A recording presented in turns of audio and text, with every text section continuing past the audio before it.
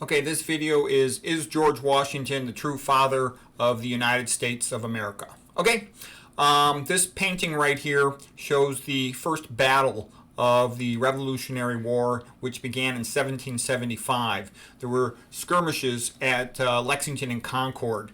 And the famous poem by Longfellow relates to Paul Revere's ride. You know, listen, my children, and you shall hear of the midnight ride of Paul Revere on the 18th of April in 75. Okay, so I remember memorizing that poem for high school. And then another one we had to memorize in high school right here, Ralph Waldo Emerson, The Shot Heard Round the World. By the rude bridge that arched the flood, their flag to April's breeze unfurled. Here once in battle farmers stood and fired the shot heard round the world. So yes, it was a very big deal that it had turned to an open battle. And this made the Americans aware that they were not going to be able to have a peaceful resolution to their conflict with England.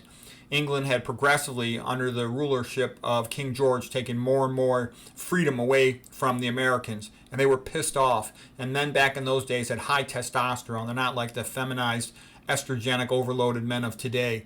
They were not going to accept being treated so unfairly. They did not want to be enslaved.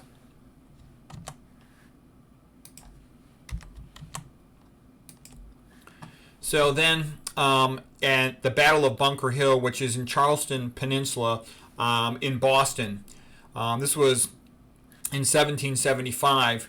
The Americans held a position on Bunker Hill, and the British came to charge the hill. Basically, back in those days, the British had big bayonets on their rifles, and what would happen is there was a musket ball that they could only fire one shot at a time, the soldiers' rifles. So they would just charge the hill and be willing to accept one shot. The muskets weren't as accurate as rifles are nowadays. But they also thought the Americans were a bunch of cowards and disorganized rebels, you know, drunks, alcoholics, and all this stuff. But they were amazed at how well the Americans fought. And the Americans killed tons and tons of British soldiers at the Battle of Bunker Hill. The only reason the Americans retreated was because they had run out of ammunition. The British had far more soldiers. Their soldiers were far more experienced, far better trained, better equipped, you name it. But the Americans were very brave, and they were fighting for their lives, fighting for their country. So this was described as a Pyrrhic victory, whereby even though the Brits, at the end of the day, captured Bunker Hill, they did so at tremendous casualties. And General Howe, who was the future leader of the entire British Army, learned a lot from this. He learned to have respect for the Americans, and it actually made him kind of scared of the Americans, which worked to the Americans' advantage later on, because the Brits were amazed at how well the Americans fought. Okay, then this is a continuation of the Battle of Bunker Hill. Once the British could get past the line of American soldiers, they would then use their bayonets to kill a lot of the Americans. The Americans often were just fighting with a rifle with no bayonet on it. And here's General Mercer. He was actually one of the great founding fathers of the United States of America. He was especially based in Boston. And, you know, they would just bayonet and kill the Americans that they could catch beyond the original line of fire. So the Americans were quite pissed off by the British going around with their standing army and abusing the American citizens. There was the Boston massacre and whatnot. And so this was the spirit of 1776. The Americans were pissed off. They wanted their freedom. And a decision had been made to make a Declaration of Independence. And one of the rousing speeches was by Patrick Henry at the Virginia Convention in 1775. So here's Patrick Henry's speech. "Guard with jealousy the public liberty. Unfortunately, nothing will preserve it but downright force. Whenever you give up that force, you are inevitably ruined. It is natural to man to indulge in the illusions of hope. We are apt to shut our eyes against a painful truth and to listen to the song of that siren until she transforms us into beasts. Is this the part of wise men engaged in a great and arduous struggle for liberty? Are we disposed to be of the number who, having eyes, see not, and having ears, hear not? The things which so nearly concern their temporal salvation? I have but one lamp by which my feet are guided, and that is the lamp of experience. I know no way of judging the future but by the past. For my part, whatever anguish of spirit it might cost, I am willing to know the whole truth, to know the worst, and to provide for it. If life so dear or peace so sweet as to be purchased at the price of chains and slavery, forbid it Almighty God. I know not what course others may take, but as for me, give me liberty or give me death. Patrick Henry, Virginia Convention, 1775. Okay, now they called in Thomas Jefferson. Thomas Jefferson was a brilliant guy and a great writer. And they asked him to write the Declaration of Independence because they knew he was a great writer, and also because he was from Virginia. Virginia was the most populous colony of that time, and they also felt that would help to unify all the colonies versus the Northeasterners, often sort of had big mouths, but they weren't as well liked by the Southerners. So Jefferson was the man to write the Declaration of Independence. Ben Franklin was a genius to help edit it as well. And so here's a line from the beginning of the Declaration of Independence. We hold these truths to be self-evident, that all men are created equal, that they are endowed by their Creator with certain unalienable rights, and that among these are life, liberty, and the pursuit of happiness. So that's Declaration of Independence in 1776. Key point here is the rights are endowed by a Creator. If you are created in the image of God, you're entitled to rights by being partly divine. And if you're not, in the modern parlance, then you're just a talking monkey by atheistic Darwinism. Okay, of course, Ben Franklin was great with his scientific work, and he was, given honorary doctorates, all kinds of good stuff. So that's a topic for another day, but he was obviously a great, brilliant man. Here's a quote from Ben Franklin. Without freedom of thought, there can be no such thing as wisdom, and no such thing as public liberty. Without freedom of speech, when the truth and error have fair play, their former is always at an overmatch for the latter. So just, be aware of it. That's all Ben Franklin there is. The public has to have free speech in order to figure out what the truth is about different types of situations.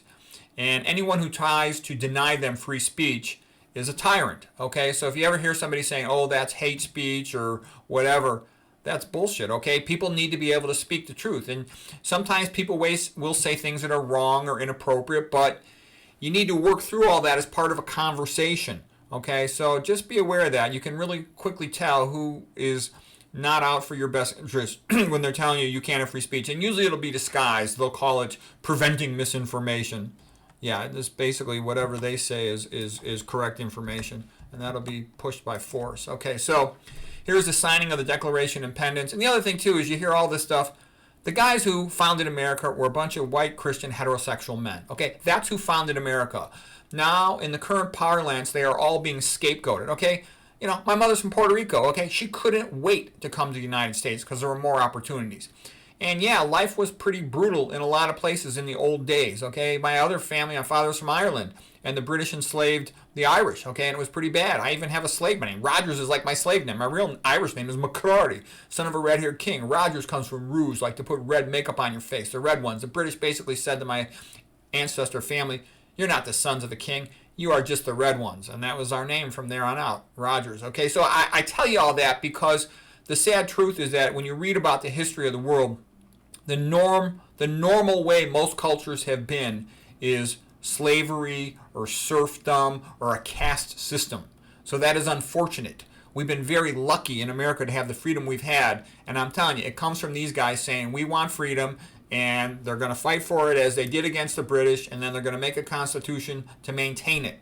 Okay, and that's just what happened. So people say, oh, racism, discrimination is bad, but they practice it every day.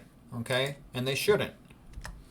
Okay, and they were religious. You need to have religion in order to have the metaphysical concept that humans are created in the image of God and therefore deserve rights. If you don't have that, then basically the rights are simply whatever the ruler wants, and the ruler will simply be the one who has the most military power. Okay, so that's an important thing. Our American founding fathers founded this place based on freedom and religious freedom and created in the image of God, unlike the French Revolution, which was sort of an evil atheistic revolution. It's very different than the American Revolution. Okay, George Washington at the cherry tree, I cannot tell a lie. That comes from a story written about him, retrospectively by Parson Weems, just sort of a famous story. A few words on George Washington. He lived from 1732 to 1799, and he really had a tough life. He had lost almost all of his teeth. He was kind of self-conscious about it. He hardly ever smiled because he had no teeth. His face was scarred from smallpox. That had happened to him when he took his brother who was dying of tuberculosis, down to these tropical islands to try to see if the warm weather would help him. And they think that the smallpox also made him sterile, so he could never have his own children. And that might be part of why he was so willing to devote his life to saving America. America was like his child, okay? The guy, he was a great man, and he had a tough life. He was a great horseman. He was the best horseman of his age. And yeah, they went fox hunting. Men did masculine things. They had high testosterone. Back in those days, they were very self-reliant. And he was a big, strong guy, about 6'2", 200 pounds. And he was a tough guy. And he was very noble and honorable. He loved his wife very much. Okay? And as I was saying, we didn't get into all this stuff about all the different cultures, but that's how it was in those days. George Washington saw America's desire to be free as being symbolic of freedom throughout the entire world. And he said, if liberty should expire in our country, it is likely to expire in the entire world. By the way, if you want to read a book about it, the best one I've encountered is this book by Dugard with Bill O'Reilly. I think that's the most entertaining one on the history of George Washington and the Revolutionary War. I read the 1776 book by McCullough, and it's good, but there's lots of social info. It almost reminds me of a book written by women. I read tons of books, and so a lot of times when I read a book by a woman, she goes into all this personal data and conversations and who's friends with who. And, don't get me wrong, that's good. I like to learn that stuff too. Whereas a guy tends to focus on chronology of events and the sequence of action. It just tends to be they write differently. Okay, DVD miniseries movie about George Washington starring Barry Bostwick was very good. The movie The Patriot with Mel Gibson about Francis Marion the Swamp Fox and the conflict with Banastre Tarleton, the sort of evil English officer, is quite interesting.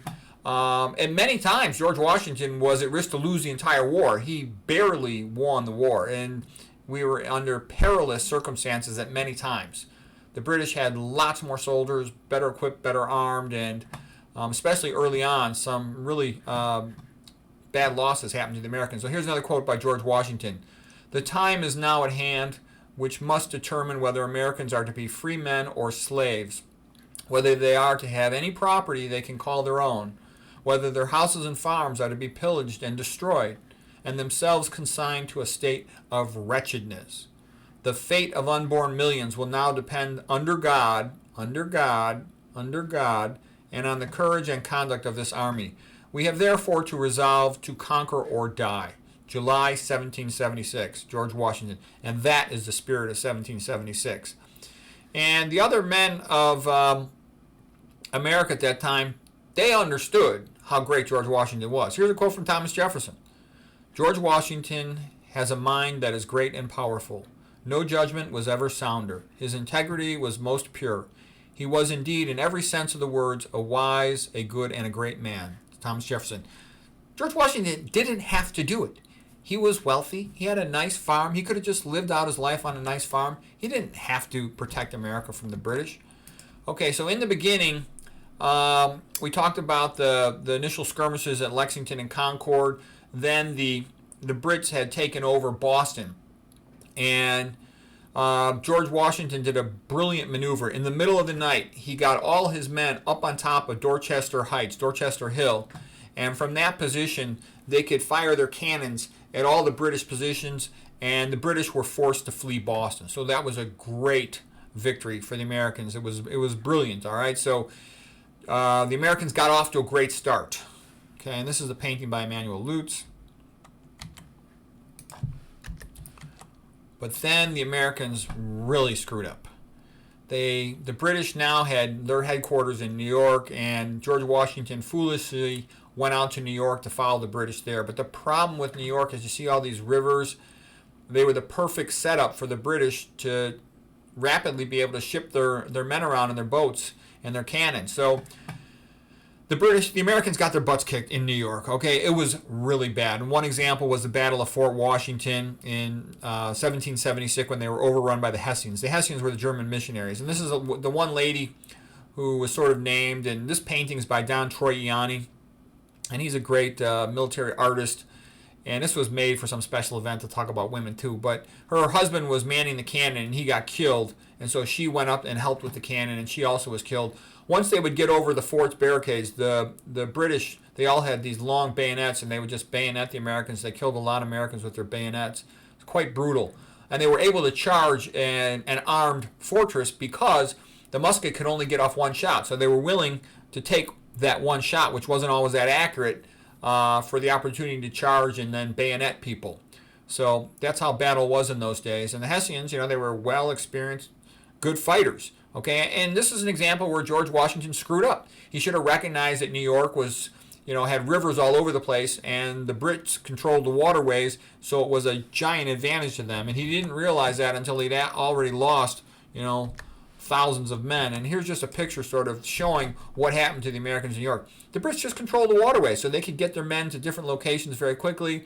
Their ships could fire cannons, from the waterway, and that really made it pretty much impossible for the Americans to do anything in New York, except finally they retreated, and luckily they were lucky to escape alive without being surrounded by the Brits. And so it was a disaster, the loss of the Americans in New York in 1776. But what, George W., he knew he had to do something to cheer up his forces, because lots of men were deserting, they weren't getting paid, they didn't have adequate equipment. So he made this stunning raid in the middle of the night. Look at all his men all the way out here, crossing the Delaware River to attack the Hessian soldiers at Trenton. And this was a great victory for the Americans. They caught the German mercenaries by surprise, and they crushed them. And this greatly raised respect for the American forces. And it was real important that they could win some battles, because they wanted to get the French on their side. And here's where George W. captured the Hessians. And these German soldiers, they were brutal. They would, bayonet the American soldiers in areas where there were trees. They would bayonet them and stick them to trees. They would behead them. They were awful and brutal, the German Hessian mercenary soldiers, okay? I wrote missionaries there, which is a big mistake, obviously. John Trumbull was the artist, and he actually traveled with Washington and illustrated events from the Revolutionary War. Okay, here then was the Battle of Princeton, which was just a couple days after the victory over the Hessians at Trenton. And so in the Battle of Princeton, this is General Mercer, and this is a typical thing that would happen. If, the Brits got a hold of you and were up in close combat, hand-to-hand fighting, they would just bayonet the crap out of you and kill you. And it was a pretty awful way to die, but that was a common way that the Americans died at the hands of the British. The British had a lot of soldiers, and they would just charge right into the muskets, get over the wall of the fortress, and then bayonet the crap out of the Americans. And they killed lots and lots of America that way. But at this time, the Americans won both in Trenton and at Princeton. There's GW on his horse. And this was a big deal because Benjamin Franklin had traveled to France to try to get the French to support the Americans. And the French were like, you guys are a bunch of screw-ups. You're going to lose. Why should we support you? So these two big victories at Trenton and at Princeton gave the French confidence that America was worth supporting. And it also greatly boosted the morale of the American soldiers. Now here's a great painting by Arnold Friberg of George Washington praying at Valley Forge. And you bet he prayed. He was really worried. And, he could have chickened out, and he didn't. He was in the middle of the fray. He was almost killed multiple times. He had several horses shot out from underneath him. He really took a lot more risks than a general officer should. Okay, he was a religious guy. He read the Bible a lot and prayed. And winter at Valley Forge was really difficult. Lots of American soldiers died from starvation. Many of them froze to death. At that time, he lost 2,000 soldiers from these bad conditions, not from combat, just from these bad conditions, and that was 1/6 of his entire army. Okay, so Valley Forge was difficult times. This soldier from France came, Lafayette, and he was a great friend and helper to George Washington. And here they are at Valley Forge, and again, you see the men, most of them, they don't even have a uniform. Their clothes are all torn up in rags. A lot of them weren't even in a tent. They're freezing. It was awful. So that's what I mean. You got to be a tough guy. This is not something, back in those days too, there was no birth control. The women were with their babies at home, okay? There's sort of this modern gaslighting nonsense trying to pretend men and women are the same. No, women had no birth control. They'd often have, 10 or more babies over the course of their life. There was a high infant mortality, so a lot of them, didn't survive, a lot of the children, sadly, but that's a big job. A woman's got shoulders and physical strength about like a prepubertal boy, okay? Which is like what, about 6th or 7th grade. And once a woman has a baby, that's the priority of her life, more so than her husband. Any guy will tell you that. And that's a big, great responsibility. Life on earth is dependent of humankind on that, okay? But the point I'm making is, it is the men who fought the battle, okay? It was these Christian heterosexual men, the group that is now scapegoated and demonized in the United States. They're the ones that made freedom in the United States possible by this victory over the British. And as far as homosexuals, I'll just tell you about this one guy. This is Baron von Steuben. He was also from Germany, as the Hessians were, a different part of Germany though. And he had gotten in trouble in Germany for his homosexual behavior. But George Washington recognized he was a guy with a lot of military experience that the Americans lacked. So he was invited to come to Valley Forge, and he was actually quite good at training the American soldiers. Actually, George Washington was very happy with his performance training the soldiers and gave him all kinds of promotions and benefits for that. And he also was trying to prove his career was over unless he could show that he had some worthwhile knowledge. And he did. He did a great job of helping to train the soldiers at Revolutionary War. But out of all the stuff I've read, that's the only single homosexual person I've heard of. Nowadays, there's like this gaslighting thing in American Western society to try to pretend that almost everyone is a homosexual or thinking about it or something. No, it was a rare thing. And then there's also this gaslighting thing to pretend that women are as strong as men. No, that's ridiculous, okay? Everybody knows that from their personal experience. Okay, now here's a little bit about the reality of the British. The British basically felt they were superior to everybody. They considered the American rebels as just low-life pieces of crap, and they felt they didn't even need to follow, protocol, if you will, in war. This guy, Banastra Tarleton, was famous for being an evil officer for the British, and it was called Tarleton's Quarters, that when the Americans would surrender, he would just shoot all the prisoners. He would let the British men rape the American women, and the American had a counter to him, and he was Francis Marion, who became known as the Swamp Fox. And the movie The Patriot with Mel Gibson is about him. And the Swamp Fox motto was liberty or death. And he fought kind of a Fabian-style harassment of the Brits, destroying their supply lines and whatnot, trying to discourage them. And so just remember that how evil Banastra Tarleton was. After he went back to England, they didn't care what he had done to the Americans. They considered the Americans lowlifes. And so he became a member of Parliament despite his well-known, well-documented atrocities against the Americans.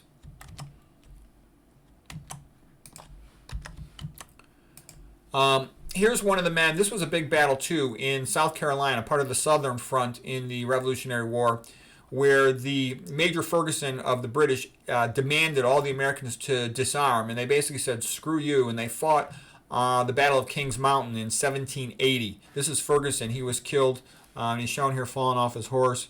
So the Americans said, no, we're not your slaves. We're not going to do what you say. Here's another one where George Washington rallies the troops. He was in the middle of a lot of stuff. And then this guy came along to be aide-de-camp to George Washington, future president. And he was a brilliant guy. Alexander Hamilton was a genius, and he was a brave guy, too.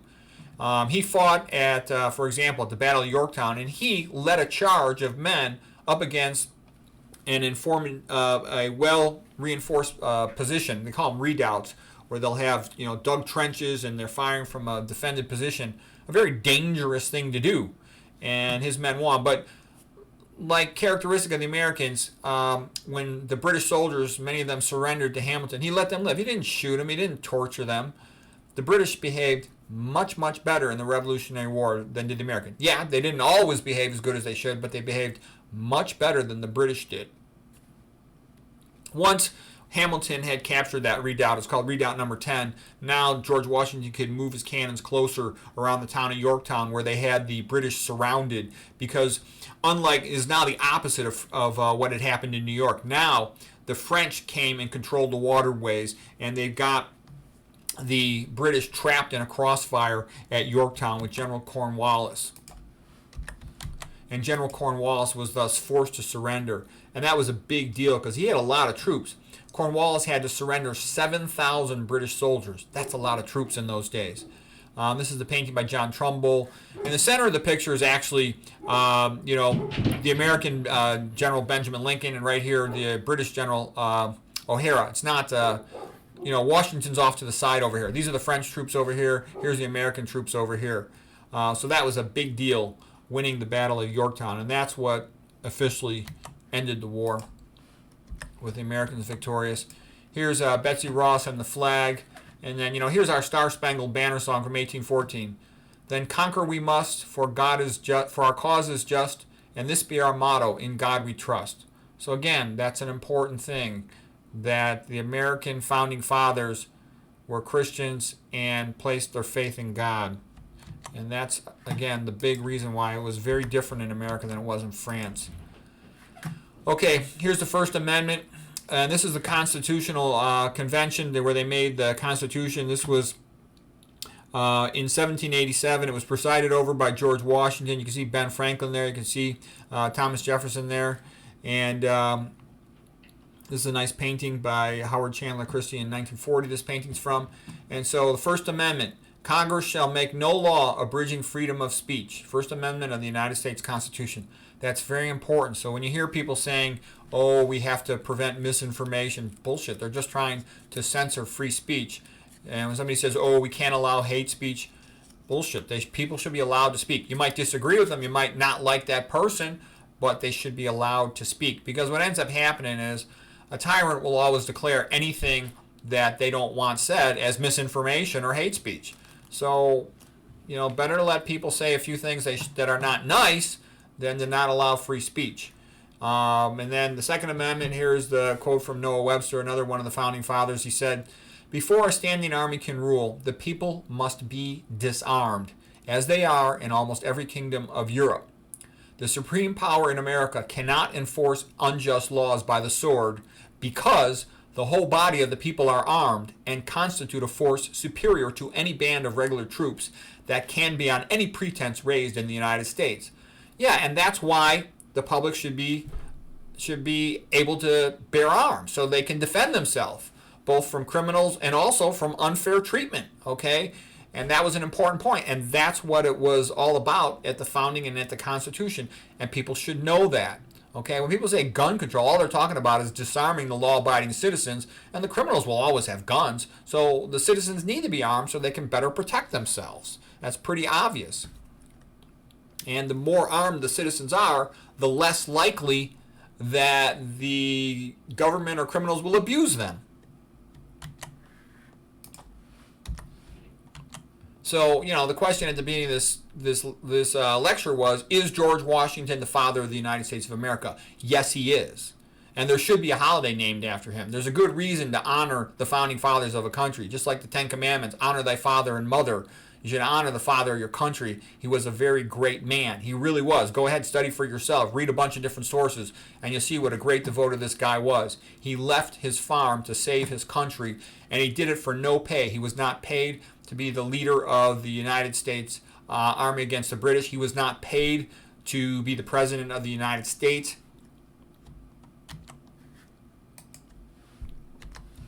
Okay, and then his nickname was Cincinnatus, and Cincinnatus comes from the Roman man who was also, like George Washington, a farmer. And then when Rome was in trouble and at risk of collapse, they called him away from his farm, and he led the Romans to victory, and he did that twice.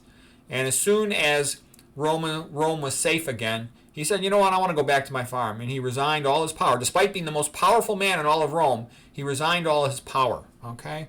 And said, let me just go back to my farm. That's what I want to do.